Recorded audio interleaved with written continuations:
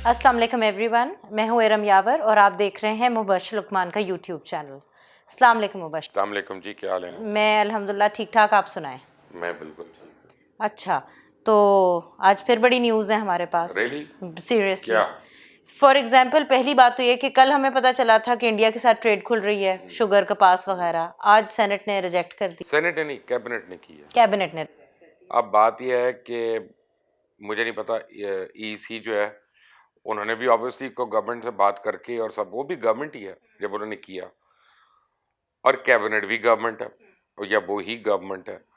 तो 24 घंटे का ये जो यू टर्न है, मुझे मेरी समझ से बाहर है अच्छा, कि पहले किस वजह से इजाज़त दी गई और फिर किस वजह से मना किया गया।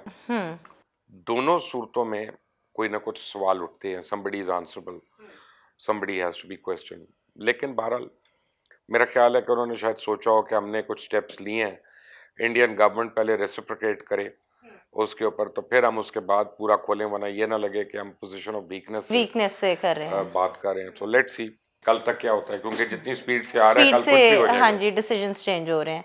अच्छा, दूसरा सवाल आपसे ये है कि पीपल्स पार्टी के दौर में शौकत तरीन को निकाल के हफीज़ शेख को लाया गया था। अब पीटीआई के दौर में हफीज़ शेख को निकाल के शौकत तरीन को लाया जा रहा है। तो ये क्या सीन है? ये क्यों पास से लर्न क्यों नहीं कर रहे? एरम, आपने कभी ये सोचा है कि फौज क्यों इतना मुनज़्ज़म इदारा है और हम सिविलियंस क्यों इतने गैर मुनज़्ज़म हैं?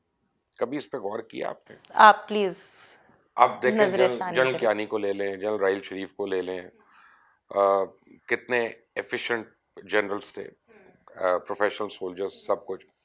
लेकिन जब एक दफ़ा वो रिटायर हो जाते हैं ना, वो दोबारा चीफ नहीं बन सकते, नहीं बन वो सकते, दोबारा कप्तान भी नहीं बन सकते। बिल्कुल ठीक हो ठीक है गया। ना? जो फौज में निकल जाता है ना, फिर उसकी जगह दूसरे लोग आते दूसरा हैं और आता वो है, उतने ही काबिल होते हैं और वो बिल्कुल बेहतर ठीक। काम कर रहे होते हैं। यही हमें सिविलियन को भी करना चाहिए कि जो आदमी दो दो दफ़ा, तीन तीन दफ़ा ट्राई हो चुका है, उसको आप बार बार लेके आते रहें कि ये अपने ज़माने का बड़ा अच्छा फाइटर था, सोल्जर था, ये that is not enough. Her time के अलग चैलेंजेस होते हैं। Let the youth come up. अगर गलतियां ही करेगी यूथ, तो गलतियां तो ये भी कर रहे हैं, बिल्कुल ये ठीक कौन सा है, कोई अच्छा मुल्क चला लिया है इन्होंने, बिल्कुल ठीक हो गया। ठीक है ना?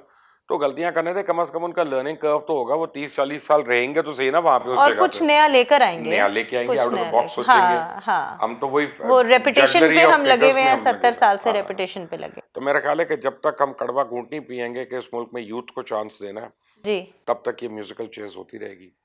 चलिए लेट्स बाय द होप। वे, शौकत तरीन ने इनकार कर दिया। अच्छा, शौकत तरीन साहब ये कहते हैं कि मैं आऊंगा, लेकिन पहले मेरे पास सारे मुकदमे खत्म करो। इंटरेस्टिंग। आप देखें, आप मुकदमे खत्म होते हैं कि कोई और आता है, bye tomorrow we should no.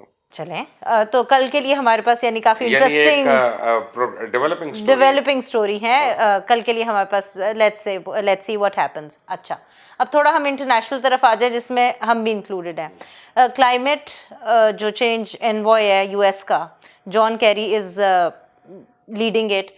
तो वो ही हैज़ लाइक वो पाकिस्तान, ये एशिया की तरफ दौरे पे आए हैं और उसके अंदर बांग्लादेश, इंडिया, एमिरेट्स, इन सारी जगहों पे ही इज़ गोइंग टू विजिट, लेकिन पाकिस्तान को स्किप करा दिया। मुझे पता क्या लग रहा है असल में, मैं आपको एक बात बताता हूँ कि ये मैं पहले कन्फेस कर लूँ, ये मेरा सब्जेक्ट नहीं है। ठीक है, मैं इसके मतलब कॉन्स्पिरेसी थ्योरी ही दे सकता हूँ जो ठीक कि है। मेरे पास है। वो ये है कि अमेरिका पाकिस्तान पे मुख्तलिफ इकोनॉमिक सैंक्शंस लगा रहा है, अच्छा, और फाटफ भी है, आईएमएफ ने जो कर रहा है वो भी आपको पता है, बिल्कुल वर्ल्ड है, बैंक जो कर रहा है वो भी कर रहा है। बिल्कुल। ये क्लाइमेट चेंज के चक्कर में ना पाकिस्तान को मजीद आर्म ट्विस्टिंग होनी है कि जी क्लाइमेट फ्रेंडली नहीं है, इसकी एक्सपोर्ट से पाबंदी लगाओ, इसकी इसकी जो है अब जितनी भी बरामदात हैं उनके ऊपर अपना देखें क्वेश्चन मार्क कि ये लोगों के लिए फ्रेंडली है कि नहीं है, नहीं है, हाँ ये ठीक है। कोल पावर पे बना है कि ये हाइड्रो पावर पे बना है, ये सारी चीज़ें I think we are heading for that. कोई चीज़ जो है ना अमेरिका की इल प्लान नहीं होती, नहीं होती, वो ठीक ज़रा है। दूर की प्लान करके आते हैं और ये हमें साल 1.5 साल के बाद पता चलता है कि वो चाह क्या रही है। तो मुझे ओके, लगता है कि this is heading towards some kind of economic तो सैंक्शन। हम लोग we moving towards difficult times, we are moving towards more difficult more times, we difficult are in times difficult अभी। टाइम्स। हाँ जी, या बिल्कुल अग्रीड, ठीक हो गया। अच्छा, क्योंकि उसे देखे ना आप आपने क्या किया ऐसा जिस पे क्लाइमेट चेंज में आपको नहीं ले रहे? आपने कोल पावर प्लांट्स लगाए हैं। ठीक है। आपने कहाँ से लेके लगाए हैं? चाइना से। ओ, ठीक है, और आपने वो प्लांट्स लगाए हैं और आपने अपनी एग्रीकल्चरल लैंड्स के ऊपर लगाए हैं। लगाए हैं बिल्कुल। सो एक्चुअली क्लाइमेट की तो आपने इची बिची कर दी है ना पकड़ के। तो वो I think they have a very strong case और इसको हमें सीरियसली लेना पड़ेगा। ओके, चलें, let's hope for the best. इसके अंदर भी अब क्या होता है ये आगे पता चलेगा। अच्छा, अब अमेरिका का ही ह्यूमन राइट्स कमीशन है, जिन्होंने 2020 की रिपोर्ट के अंदर फॉर अ चेंज उन्होंने ये बात कही है कि मुसलमानों को ऑल ओवर द वर्ल्ड बहुत ज़्यादा टारगेट किया गया है और जहाँ पे भी मुसलमान एज माइनॉरिटीज़ हैं वहाँ पे उनके साथ ज़्यादती हुई है, तशवीश का इजहार किया है और कश्मीरी मुस्लिम्स को लेकर भी उन्होंने तनकीद का निशाना बनाया है भारत को। तो आपको क्या लगता है कि ये सिर्फ तशवीश ही रहेगी या कुछ पाबंदी भी नहीं, ये लगेगी? तशवीश रहेगी। इंडिया दुनिया की सबसे बड़ी एक कंज्यूमर मार्केट है। Middle class, affluent middle class है और हर एक इंडिया में प्रोडक्शन करना चाह रहा है, हर एक इंडिया में सेल करना चाह रहा है। हाँ तो ये तशवीश ही रहेगी। आप देखें ये जो शिप अभी सुएज कनाल में फंसा था, जी जी एवरग्रीन पता नहीं क्या नाम था जी। इसका, 100% क्रू उसका इंडियन था। अगर ये पाकिस्तानी सेलर्स होता तो पाकिस्तान की नेवी के हर तरफ बैन हो गए होते, उनके लाइसेंस चेक हो रहे होते, ये हो रहा होता, वो हो रहा होता। कुछ नहीं हुआ, हालांकि पूरी दुनिया का ट्रेड जो है 6 दिन रुका रहा है। ओके। अगर ये एक पाकिस्तान का पायलट होता, आप हाँ फर्ज करें, तो उसका क्या इम्पैक्ट और इनका क्या और इम्पैक्ट है। हाँ तो इंडिया और हमारे में बड़ा ज़मीन आसमान का फ़र्क है। वो बहुत एक उसको देखते हैं तो जो एमएनसीज हैं उनकी रालें टपकती हैं। बिल्कुल ठीक ऐसे है ही ना, है। तो वो मेरा नहीं ख्याल कि इंडिया को तशवीश से ज़्यादा कुछ होगा, और ये तो आज से तो नहीं हो रहा ना, ये ये तो सदियों हाँ से हो रहा है हो इंडिया रहा में। है। तो हाँ आप देखें ना, सती की रस्म अभी भी वहाँ होती है, औरत के जलाए जाने की। दरख्तों से बच्चियों की शादी अभी भी होती है। माफ कीजिएगा, वो हमारे भी इधर काफी हाँ कुछ फाइन, होता है। लेकिन हम नज़र में आ जाते हैं, हाँ हमारे पे बहुत हमारे पे क्रिटिसिज्म कड़ी है, नज़र है ना। बिल्कुल है। फिर दूसरी बात यह है कि वहाँ पे चाइल्ड ब्राइड्स जो हैं, जैसा मिडिल ईस्ट में एक्सपोर्ट हो रही हैं और अफ्रीका में, वो हाँ सबको वो पता है। बहुत कॉमन है। तो आई मीन जितनी वायलेशन ह्यूमन राइट की, और दिल्ली जो है और कैपिटल ऑफ द वर्ल्ड है, वर्ल्ड है। ठीक है ना। तो और और नीड आई फिर go on, Kashmir under lockdown है फ्रॉम कश्मीर को मोर तो देन चले लाइक दुनिया को नजर ही नहीं आता ना, हाँ मतलब वो उसकी डायरेक्शन डिफरेंट है, वो किसी की नजर नहीं जाती।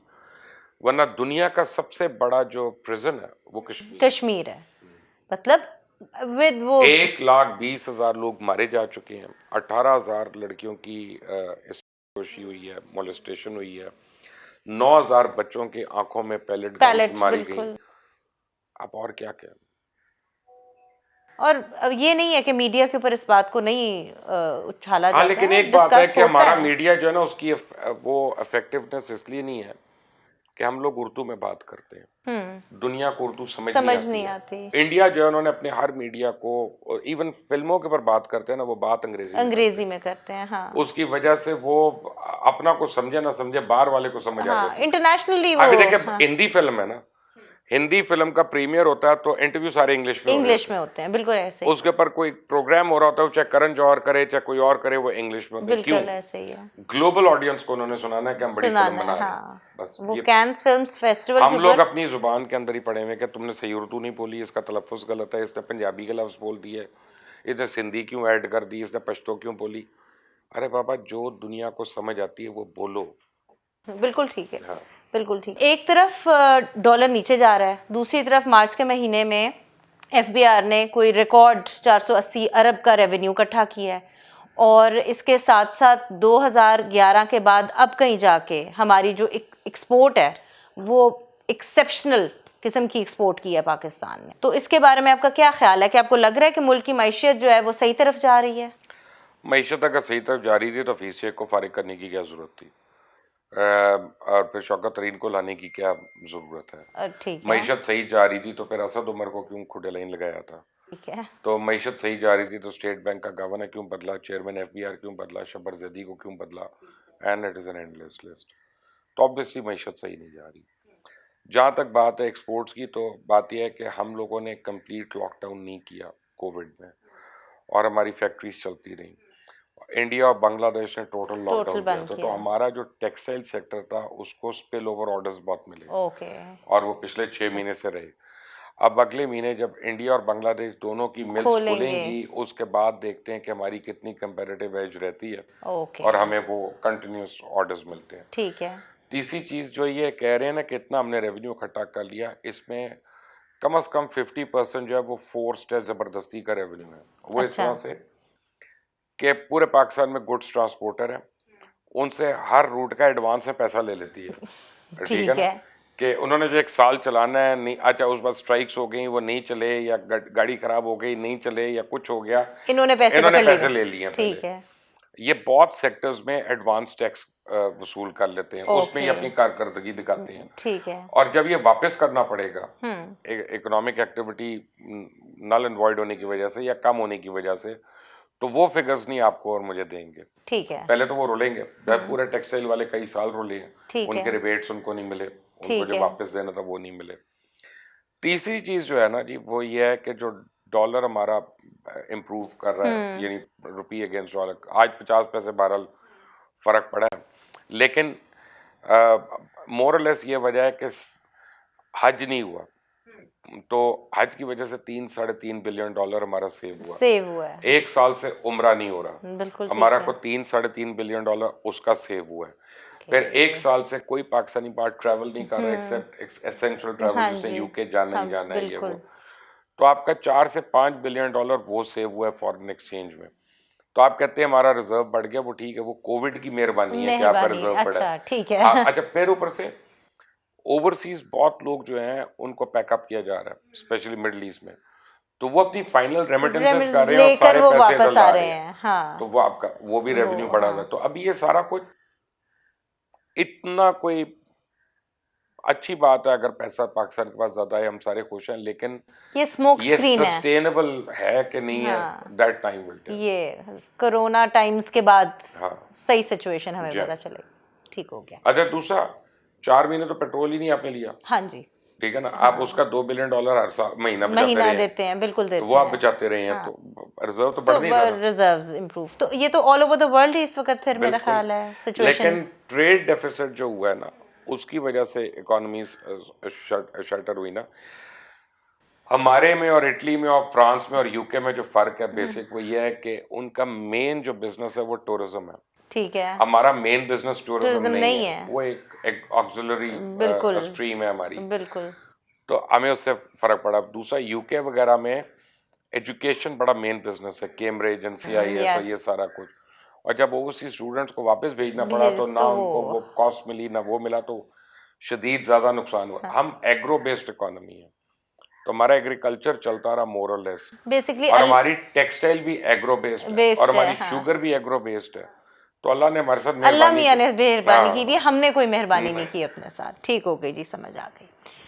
अच्छा जी, अब आ जाती है पीडीएम की बात। पीडीएम जो है टूटी या कामयाब तो नहीं हुई, लेकिन एक दूसरे के गले ज़रूर पड़ गए। यहाँ पे इस वक्त people's party PML and full लड़ाइयाँ चल रही हैं। कोई गिलानी को अपोजिशन लीडर नहीं मान रहा, कोई शहबाज शरीफ को अपोजिशन लीडर नहीं मान रहा, and so on and so force. तो उसके बारे में आप क्या कहेंगे कि अगर देखिए, ये तो अब सिंगल हैंडेडली, मुझे ना एक दफ़ा कुछ अर्सा पहले की बात है, आज की बात नहीं है, प्राइम मिनिस्टर इमरान खान ने कहा था कि जब अपोजिशन ख़त्म होगी ना, तो हम मरियम सफदर को मैन ऑफ द सीरीज़ का अवार्ड देंगे, अच्छा क्योंकि ये उसकी मेहरबानी होगी। इमरान खान ने मुझे प्रेडिक्शन दी थी कि मरियम मरवा के छोड़ेगी सबको, तो मैंने कहा झांसी की रानी, कहते नहीं झांसी की रानी, तो ही वॉज कन्विंस्ड। तो मरियम ने किया, वही बिल्कुल किया। बिल्कुल किया। देखें, मुझे पाकिस्तान में पॉलिटिकल पार्टीज का फ्यूचर बड़ा वीक नज़र आ रहा है, which includes all parties. Okay. मुझे लग रहा है कि they have not been able to deliver, और वो डिलीवरी नहीं कर सक रहे जो लोगों से जो लोगों की एक्सपेक्टेशन थी। हाँ। रिक्वायरमेंट है, ठीक है। एक्सपेक्टेशन। देखा, पानी, बिजली, गैस, सड़क होना, ये तो हमारी जरूरियात है। रिक्वायरमेंट है, ये हाँ। हमारी एक्सपेक्टेशन तो नहीं है ना, बिल्कुल ठीक है। ये तो एक सोशल कॉन्ट्रैक्ट है जो कॉन्ट्रैक्ट है, करना ही है बिल्कुल। उनको। तो अब मुझे लग रहा है कि बड़ी तेजी से डिबेट्स हो रही हैं इस मुल्क में प्रेसिडेंशियल फॉर्म की और टेक्नोक्रेट्स की। ओके।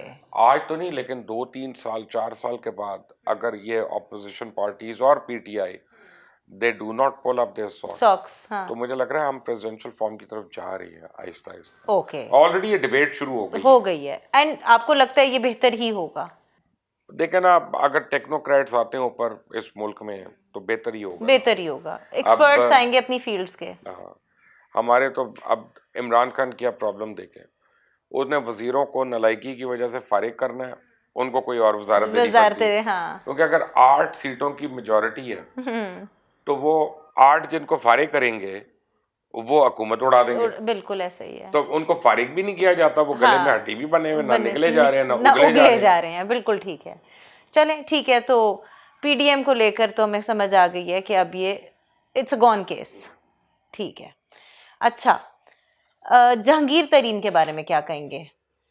मेरी कल इत्तेफाक से बात हुई है जहांगीर तरीन साहब से। अच्छा। और काफ़ी लंबी बात हुई है, और जहांगीर तरीन साहब जो है ना, उनको इस बात पे प्रॉब्लम नहीं है कि उनका नाम किसी फेक केस में आ गया, कुछ हो गया।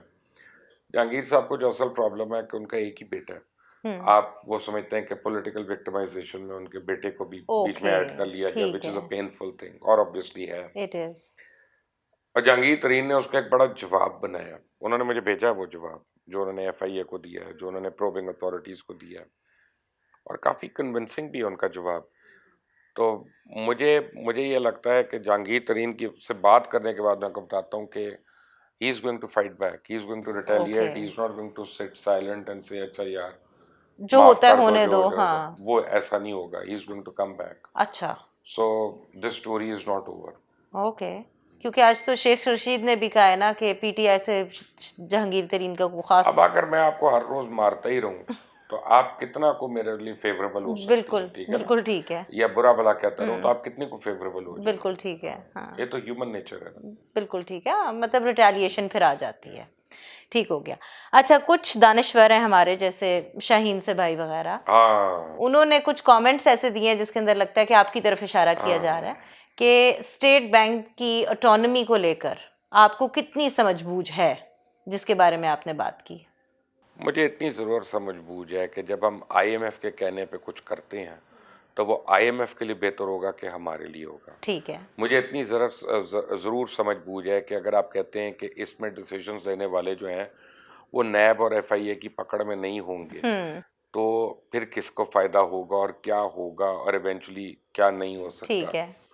और तीसरी चीज़ जो है, जो ये बताने की कोशिश कर रहे हैं कि ये रेगुलर चीज़ है, काफ़ी मुल्कों में होता है, तो मुझे बताएं ना, अमेरिका, ऑस्ट्रेलिया, न्यूजीलैंड, जापान, किनका स्टेट बैंक जो है वो आईएमएफ के पास प्लेज हुआ है, या उनके भी गवर्नर्स वो बनाएंगे और उनके बोर्ड मेंबर्स भी वही बनाएंगे? क्या इंडिया में ऐसा? क्या बांग्लादेश में ऐसा है? क्या भूटान? मुल्क तो बताए ना। और अगर आप 4-5 मुझे अफ्रीका के ममालिक बता दें तो वो फिर एक सुभान अल्लाह। देखें, अभी वो कहते हैं कि जी स्टेट बैंक पैसे नहीं देता गवर्नमेंट को, स्टेट बैंक नहीं देता, लेकिन आपके प्राइवेट बैंक्स जितने हैं और नेशनल बैंक वगैरह, इनका 70% सरमाया जो है वो सरकारी लोन में निकलता है। अगर स्टेट बैंक आंखें नहीं बंद करता तो सरकार के पास पैसा नहीं होना स्वाई छापने के। अगर वो नोट छापते हैं तो इन्फ्लेशन ज्यादा बढ़ जाएगी। दूसरी चीज ये है कि इससे हमें फायदा क्या हो रहा है, वो तो बताए ना। कि हमारा स्टेट बैंक का गवर्नर, उसका डिप्टी गवर्नर, मेंबर्स जो हैं वो आईएमएफ अपॉइंट करेगा, उनकी मियाद भी वो मुकर्रर करेगा, हमें इन रिटर्न क्या मिल रहा है? वो भी तो हमें बताएं जरा। जाहिर बात है, जो कमाल है यार। आप अपना अगर आपने बेइज्जत होना है तो आप उसके लिए कोई भी एग्जांपल ले लें। ठीक तो है, कह दें कि ठीक है। नहीं, अग्रीड जी, ये बहुत कॉमन सेंस की बात हो गई है। तो बख्श साहब, इट वाज लवली। आपको मैंने कहा था शहबाज शरीफ साहब की बेल होनी है। अच्छा, हाँ, हो रही है। अच्छा, और डॉक्टर अदनान जो है वापस पहुंच रहे हैं, वो फ्रॉड डॉक्टर जो है। हाँ, तो झांसी की रानी भी दौड़ने की कोशिश कर रही है। ये अभी तो को क्रिएटिव किस्म की बीमारी आएगी बड़ी, उसका हम सब बेचैनी से इंतजार कर रहे हैं, उस बीमारी का जानने के लिए, क्योंकि दर्द गले में है। अब वो फिर दर्दें किधर किधर जाती है, ये अब हम देख लेते हैं। उसकी वजह क्या क्या बनती है? हाँ, वजह क्या क्या बनती है? हमसाये ने जो खाया उसकी वजह से गले में दर्द है। तो ये हम अब इंशाल्लाह आगे चेक करते जाएंगे। Thank you so much for your expert opinions. Please keep watching, channel को सब्सक्राइब करें, बेल आइकॉन को प्रेस करें, और अगर कोई भी सवाल है तो प्लीज़ कमेंट्स के अंदर ज़रूर कमेंट करें। थैंक यू सो मच जी, खुदा हाफ़िज़।